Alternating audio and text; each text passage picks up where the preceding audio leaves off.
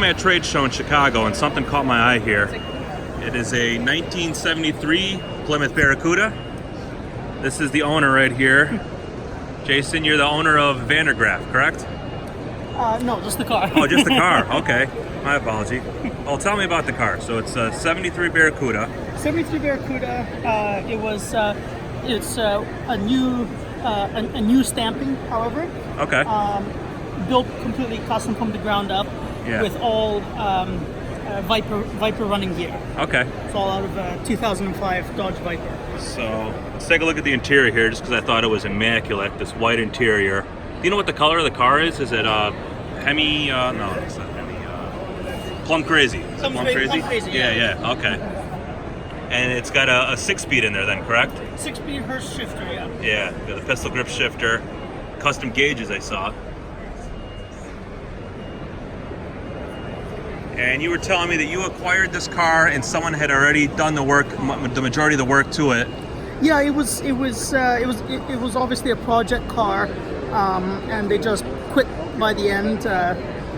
Almost. They ran out of money, or they ran out of steam, you think? Ran probably a bit of both. But they didn't even finish torquing the bolts yet. Oh my gosh! But everything was in it. The only thing we changed after we got it so far has been the center console. Okay. The center console was basically it looked like it had been some cheap leather wrapped cardboard box included.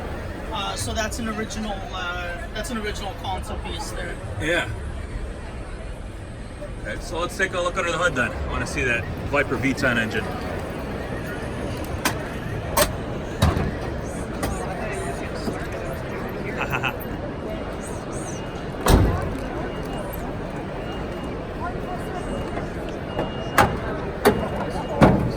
Wow.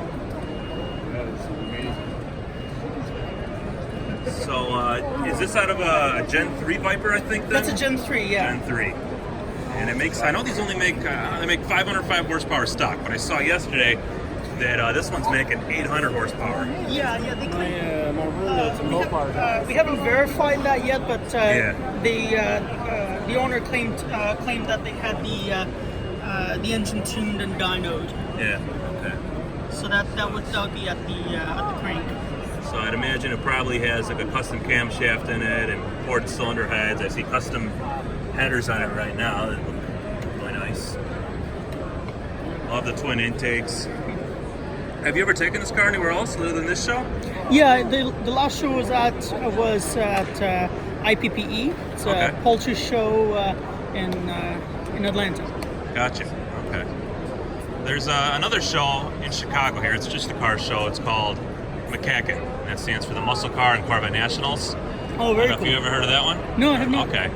But it's a big muscle car show, and you see lots of really iconic and rare stuff there. You know, original Hemi Barracudas, Shelby GT500s, and things like that. And I actually saw a 73 Challenger that also had a Viper V10 engine in it too. Very cool. So it'd be cool if we can get you guys together or something like that sometime. And it's good. It's a good motor. Makes a nice noise. Yeah.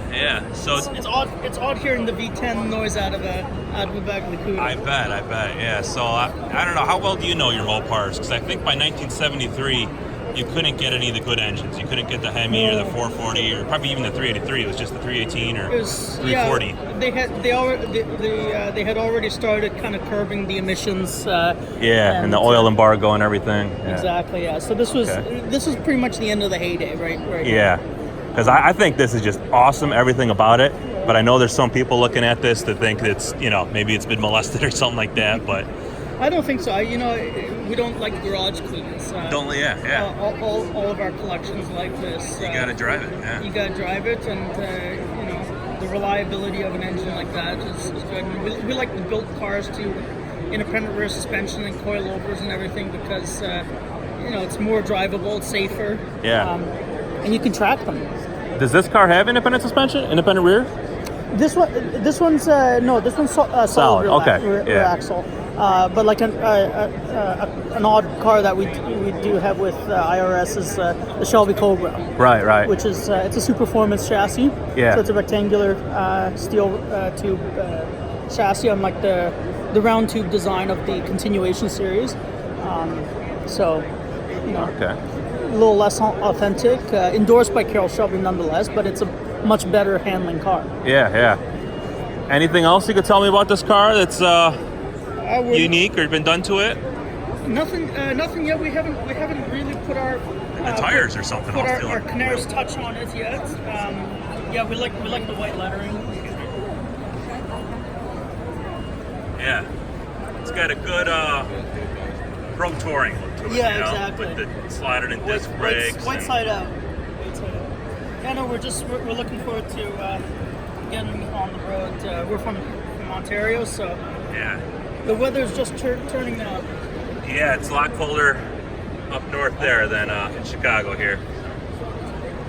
So it's a culmination of an angry fish and an angry snake, right? You That's know, right. a deadly snake and a deadly fish. So in a way, it's kind of like an eel. That would be the closest That's true. mix of the So you should call it a moray. a moray. There you go. Yeah.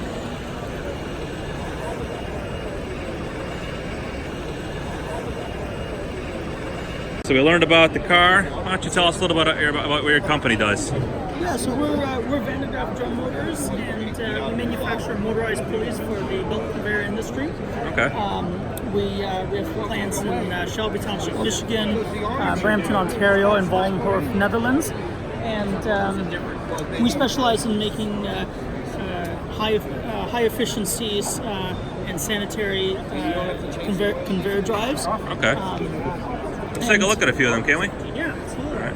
So I guess what makes your product unique is that it's the motor is built into the spindle or the shaft, right? So it's not external. Inside the drum, that's correct. Inside the drum. So it's a stationary shaft, and all of the moving components are contained inside.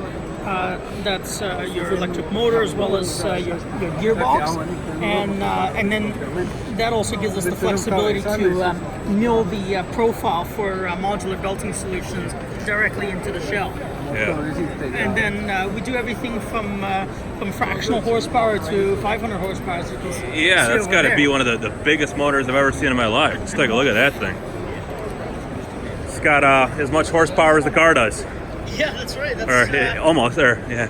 500 horsepower. Well, as you know, with electric motors, it's all about the torque. It's all about the torque. The starting torque to get all those rocks moving on that conveyor, right? Precisely. Yeah. So, like I said, from fractional to 500 horsepower now.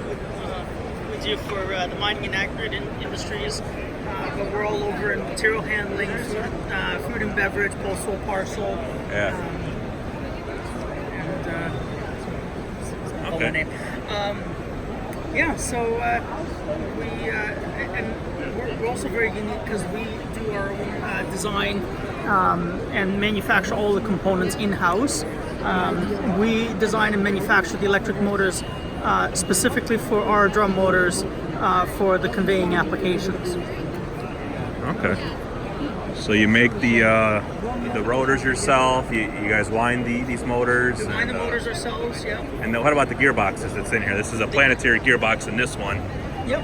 Yeah, we manufacture those ourselves as well. Yeah. Okay. Wow. And it's all made in your manufacturing facilities that are throughout Canada and the United States, or and Netherlands. And Netherlands as well. Okay. Yeah, so as well. Good quality stuff. No Chinese. No No. Korean bullshit here, right? Yeah. Okay. Exactly. And it looks like you guys have got a little party going on right now too, huh? Yeah, happy hour.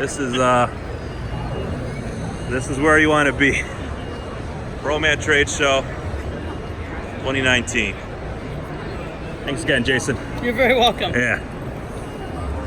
Oh, you even got is that a robotic bartender I see there? That's right. Yeah. We got, Oh man, barista. you guys got all the fun stuff at this booth. So he's just waiting for the espresso machine to finish doing its thing. Yeah. He's showing off too, huh? Does he take tips? He does accept tips, yeah. Oh yeah? Okay, nice.